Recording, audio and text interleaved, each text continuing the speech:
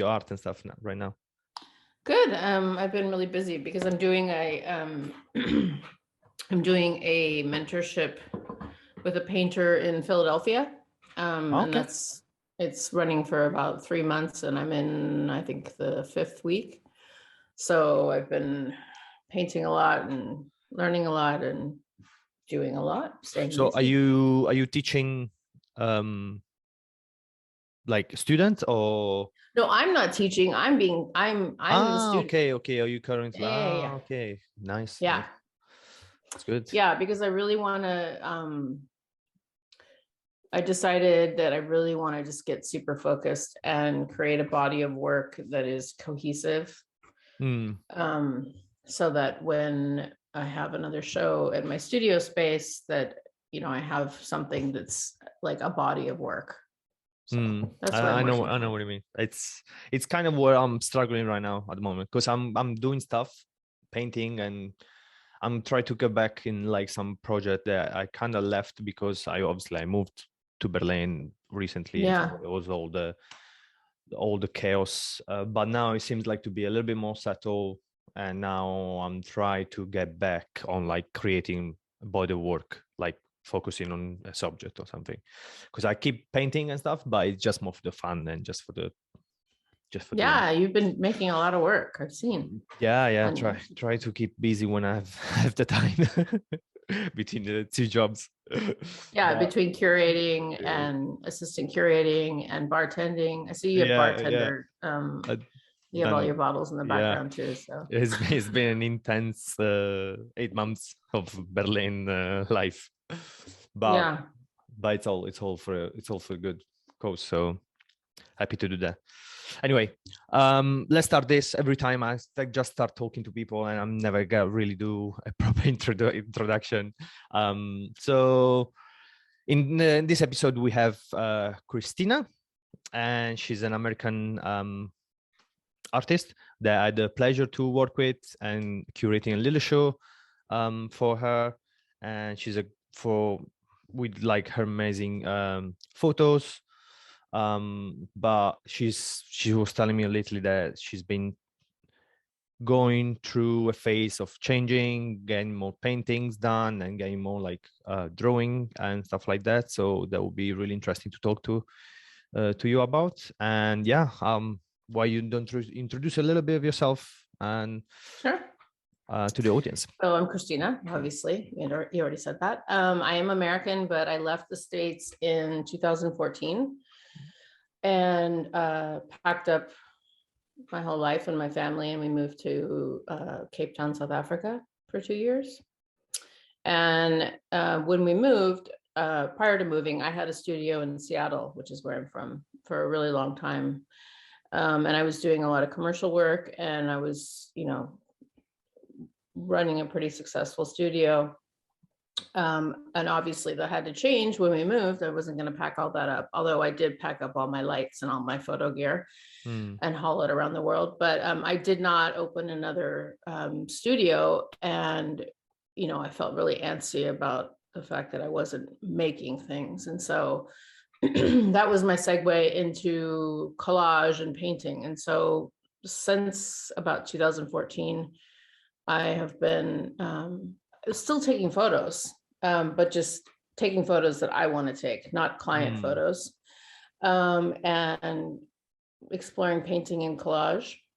And I'm at the point now where I always had this tension, like, oh, I should have another studio. People who've known me in Seattle, I'm the photographer. And so they're like, oh, what are you shooting these days? And I always felt really torn, like, everyone still thinks I'm a photographer, but I guess I am a photographer, but I'm not actually shooting clients. So am I?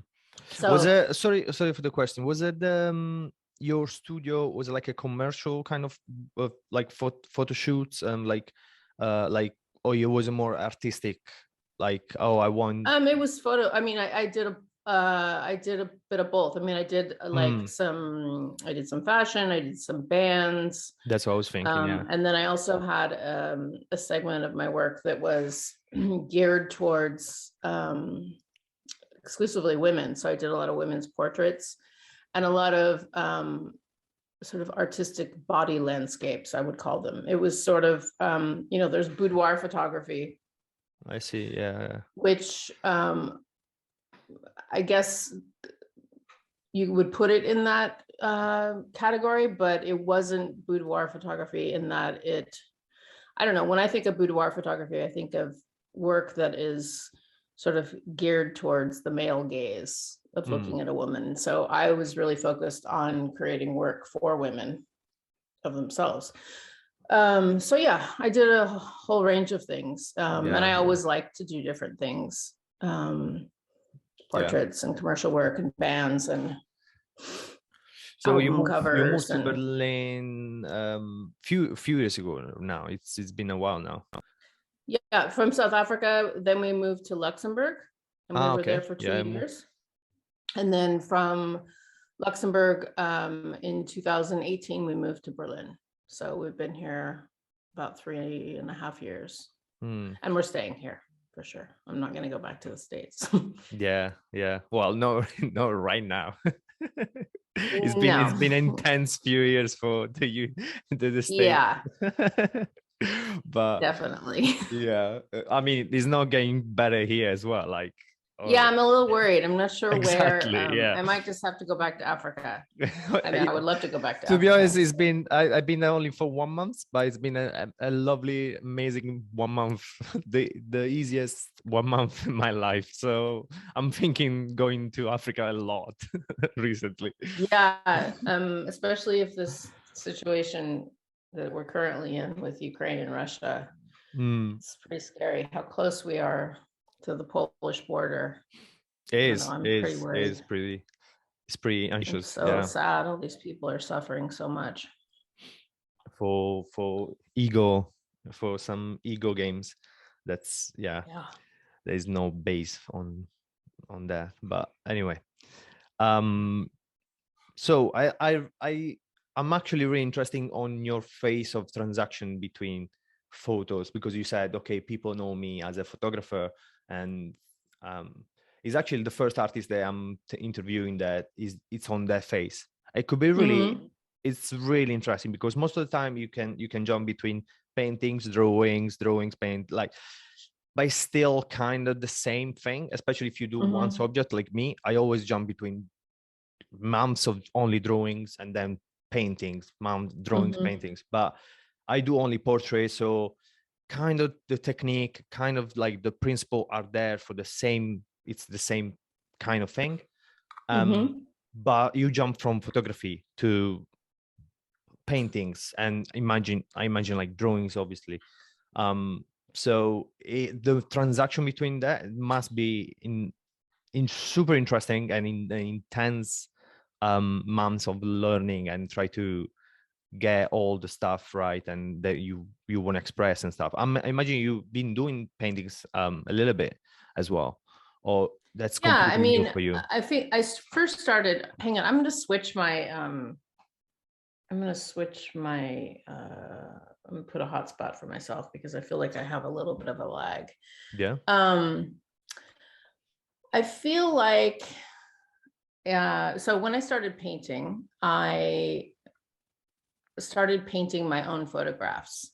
Step for you to do that. So I started painting my own photographs, and the intention there was not to basically create duplicates in the long run of my photographs, because I always said to myself, like, why would I paint a photograph when I have the photograph and I took it? Like, that doesn't make any sense. So I used that as a way to teach myself how to paint, just because, so much of painting is about creating form out of light, and I'm very accustomed to looking at a situation from a photographer's perspective and seeing light and shadow and gauging it. And so, I think I spent so many years being a photographer and analyzing all that stuff all the time, that I think it really helped. I think it really helped me when I decided to sit down and actually try to like copy my own photographs into paintings.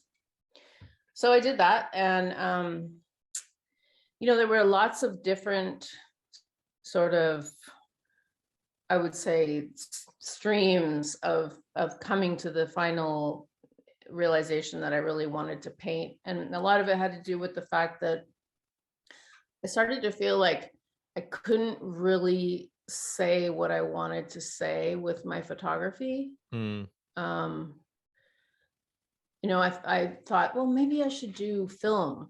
And I actually did make a film when I first moved to Berlin. Okay. And it's actually going to the Montreal Film Fest and Boston International Film Fest. That's a side thing. I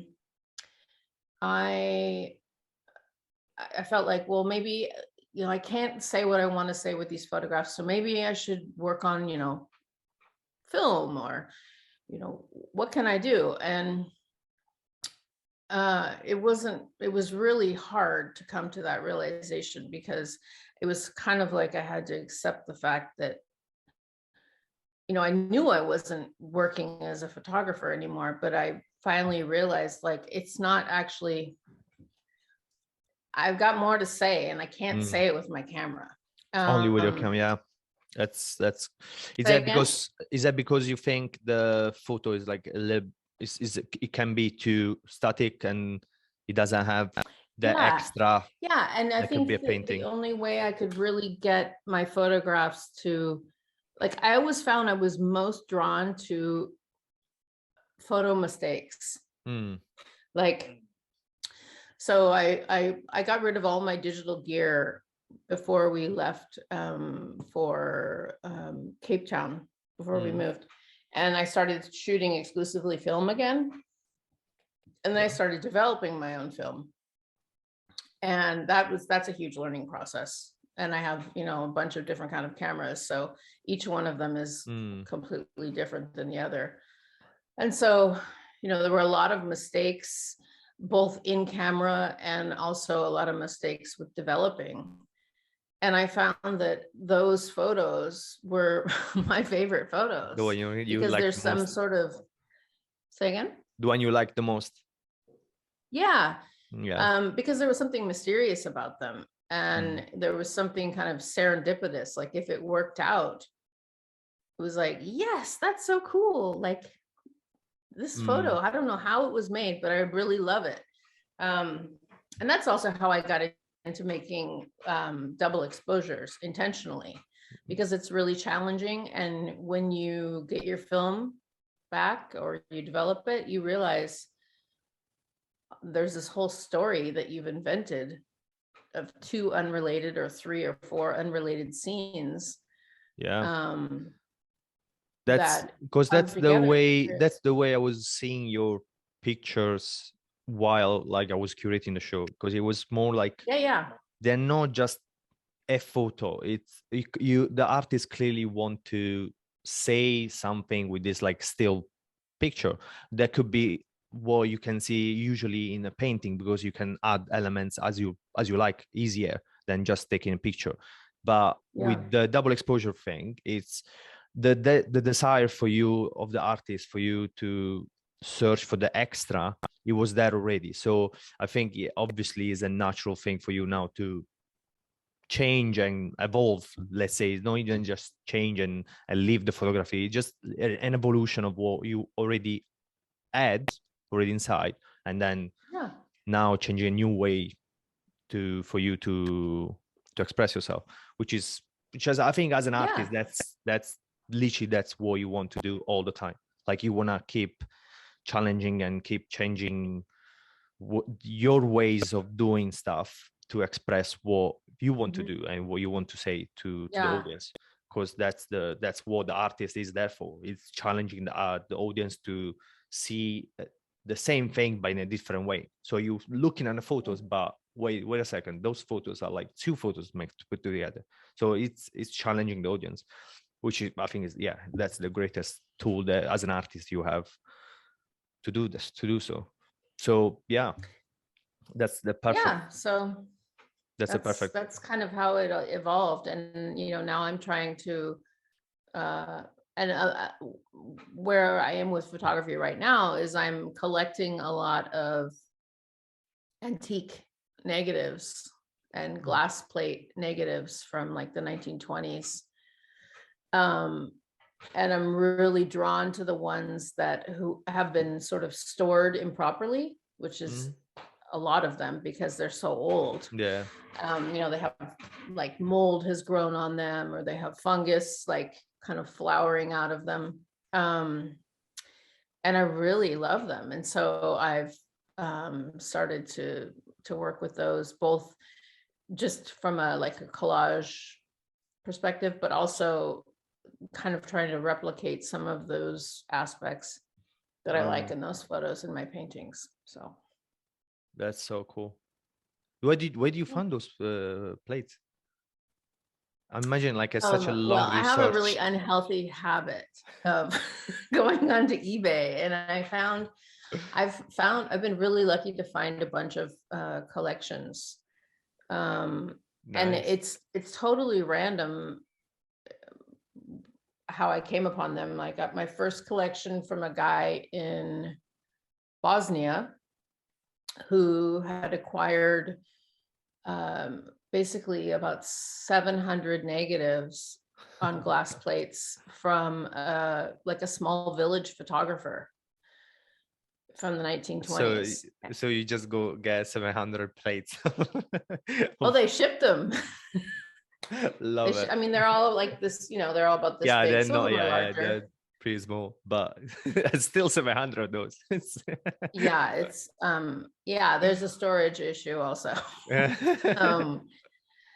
And so I've started acquiring negatives and photographs, and I'm really drawn to the ones where they also have either this damage to the negative or this, like in the 20s, that was the time when if people had the extra money and interest, they could get a camera and they could develop their own film. I mean, that was photography had been around for a while by then, but people there was the consumer, the actual normal person could go out and take photographs. And so there's a lot of there are a lot of photographs out there that are just because lost. And I can imagine.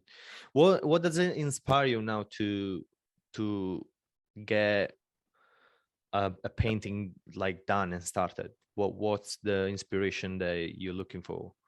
What do you want to say with those paintings? Do you want to just tell a story, or do you want to just, I don't know, it's more an internal journey? I don't think, that's what I'm really working hard to kind of figure out and be really mindful about what it is I want to say.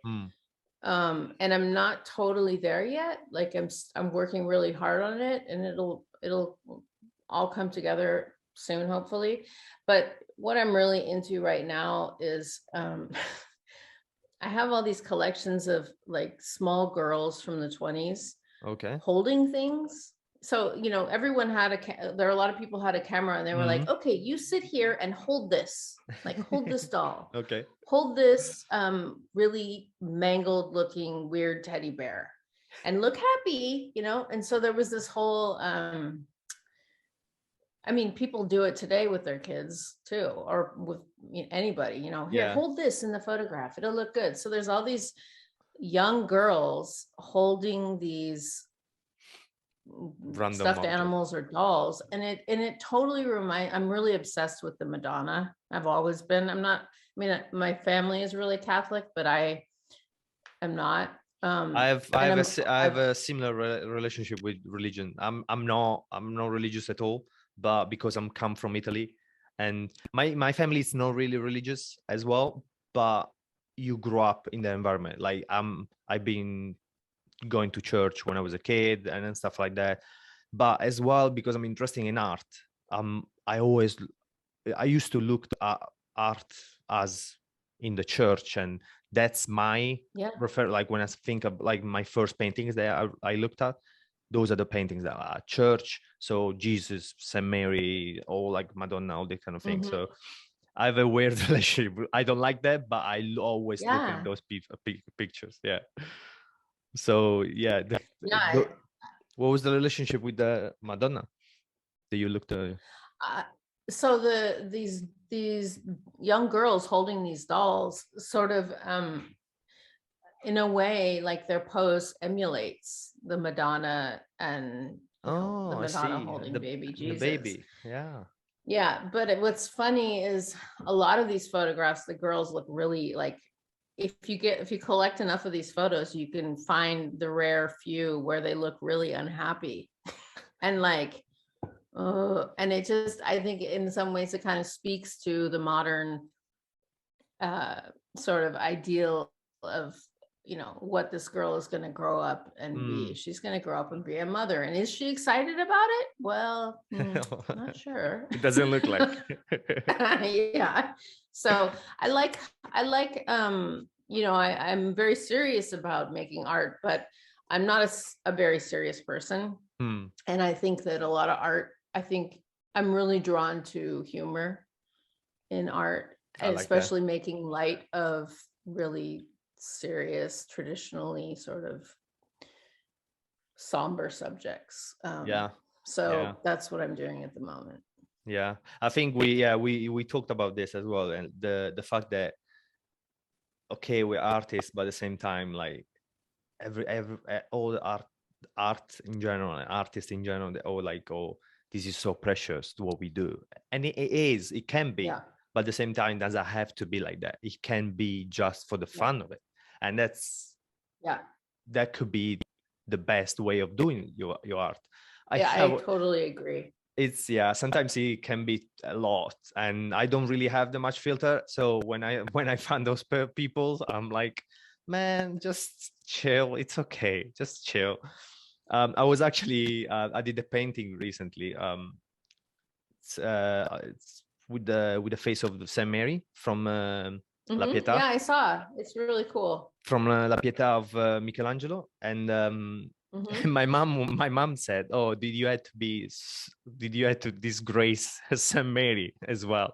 And I was like, "Mom, it's like that's what I do. Like it's fine. Like it's fine if I spray paint the Saint Mary's face. It's okay." So. Yeah, it can be just for the fun of it, and it doesn't have to be that serious. I mean, like I do a lot of like my art I really focus on like social issues, especially like immigration, because I'm always being surrounded by immigrants, and I am one of them. And I think in the future is not gonna be an immigrant like labeled anymore, because everyone's gonna be everywhere, and we're not gonna have that much of a stigma. But at the same time, there is, and I've been interviewing immigrants for a couple of years now, and I heard horrible stories and really nice stories as well, and obviously different stories and different people, how they approach this diversity they can have. And so I do like taking art serious and making serious art in that sense. But at the same time, it doesn't have to be one or the other. It can be both, and that's fine. Like, I always fight with with people about this subject, because every time artists can be a lot, and it doesn't have to be. But anyway. It's we talked about this. I think we latched on one of the first time that we spoke, we were talking about this. I think that there's a lot of, I think if people could focus more on what they really enjoy doing rather than focus on the final outcome. I mean, I'm a little bit saying that, I sound a little bit like the pot calling the kettle black, because I just said I want to create a cohesive body of work. But even saying that, I still will spend every day painting what I want, because I love to paint it, and I'm kind of obsessed. And it has nothing to do with wanting to sell things or make a name for myself. I mean, sure, those are all great side effects, but I'm just really life is short. You gotta do what you want, or try to make try to find a way to do what you want, even if it's just like, you know, in your basement. Yeah, I know what you mean. Yeah. And I'm lucky that I'm doing this course with this this mentor teacher. He's really teaching me a lot, so I'm super grateful for that. Yeah, I basically never, ever, ever get to a point where you're ready to stop learning is my motto in life. Yeah, you know? yeah, for sure. Yeah, for sure. Literally, like I moved country because I wanted to learn how to curate and do an experience like that. So that was, yeah, it's always the best thing to just kind of be humble and just learning all the time and try to pretend that you know everything and all the time. So that's the best way. I think so. I want to ask you, because I kind of like ask everybody, because a lot of times it's like a different answer and it's always super interesting. How did you, as an artist, how did you deal with the lockdown? So it's been a couple of years now, but for me, it was like a really interesting time and it kind of changed what I was doing. But yeah, as an artist, how do you deal with that? Well, I mean, it was like everybody, you know, it was not easy, especially because I have 2 kids and we only had Wi-Fi in 3 rooms. And so, you know, I had my husband on work calls, my daughter doing homeschooling, my son doing homeschooling, 3 cats and a dog, all like basically in 3 rooms connected with no doors. So it was super challenging. And so, but the way I made it through is I cooked a lot. I mean, basically, you know, we just ate a lot. That's good. Probably gained a few pounds here and there. And I painted all day, every day. I mean, and you know, this is the time when I was copying a lot of my photographs. And so that didn't really require a lot of it. I didn't need to be isolated to do that. I could sit in a loud room and, you know, manage my daughter with her homeschooling and my son. And it wasn't a creative thing. It was basically like it's almost kind of meditative in a way. Just I could to still keep be the present, sanity. but I was also like, yeah, and I painted a lot of the photographs from my travels to Ghana, which is where my husband was from. And so it was like a really nice escape to go and live inside these photographs that I took. Try to remember it. Oh, that's cool. It sounds pretty good. Yeah. So yeah, it was. Sorry, go ahead. No, you go ahead. What did you do? I painted obviously a lot and people were going insane. But I was not. I was literally enjoying every single second. It's weird to say, but I don't really like going outside and meeting people. Like, I kind of had an excuse to not do that. And so I was safe in my environment and just be at home and do my art. And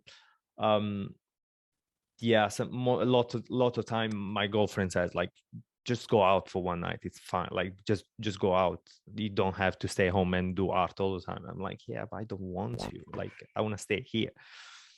But yeah, so I enjoyed all the time. I think the second lockdown was a little bit challenging, just because obviously after a couple of years, it gets a lot. It gets to be a lot to deal with. But at the same time, I don't know, I really enjoyed the time, and I think it really made me understand what I wanted to do, especially where I am right now in my life and age time, because I'm like, I know I wanted to do changes. And it was during the lockdown that I managed to contact the art curator that offered me this assistant job in Berlin, and I kind of wanted to help him remotely. I was not expecting to change that drastically, but it was like, if you want to come here, you can actually come here and you can physically help us out.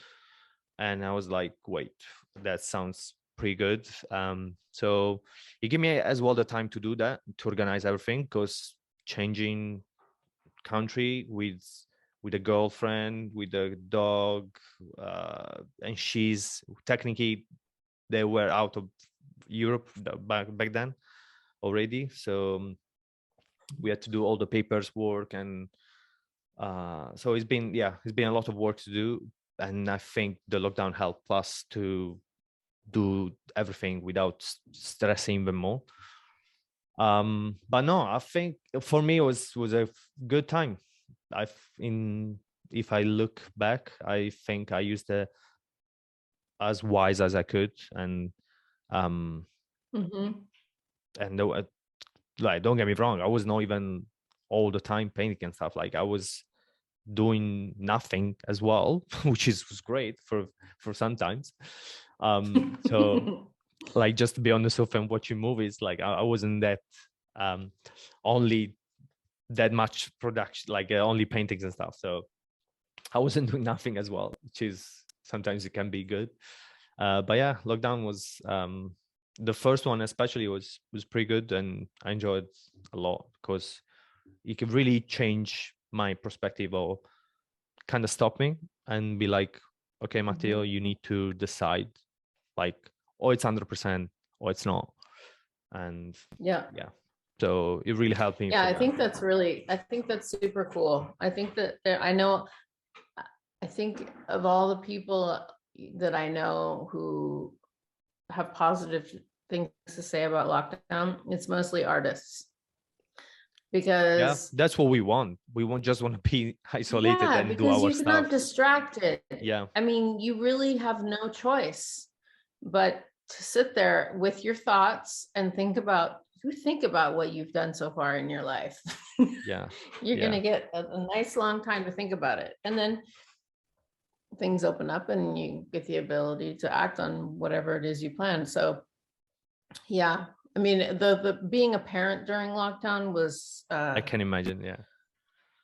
I don't want to go back to that point, but the sort of focus that you could have, although I feel like I did a lot. Like at the end of lockdowns, I had a big pile of work that I had done, but there were distractions every single day. Yeah, I can imagine. Yeah. Well, lockdown, it's not, well, hopefully it's not in the future at the moment, but do you have anything planned, like an exhibition or next project that you're thinking, or you just focus on no, I mean, I'm just working on this series with these girls and their dolls at the moment. And the double exposures, and I want to see that. I want to see the final result. It sounds pretty fun. Yeah. Do you wanna, before we log in, I don't wanna keep you for too long. Do you wanna plug in any of your social media, website, anything that you have? Go ahead. Sure. So my Instagram is Christina Mallet Art. So take away the CHRI, and then you just have Christina Mallet Art. So STINAMALLET ART at Instagram. And I'm still building redoing my art website, which will also be ChristinaMallet.com.